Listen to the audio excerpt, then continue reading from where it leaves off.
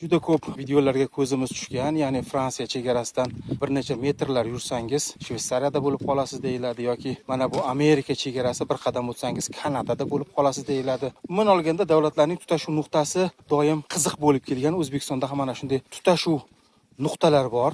Hozir biz turgan joy ham juda qiziq. O'zbekiston Respublikasi hududi. Ozgina yursangiz, taxminan 10-15 metr. Mana bu Qirg'iziston Respublikasi.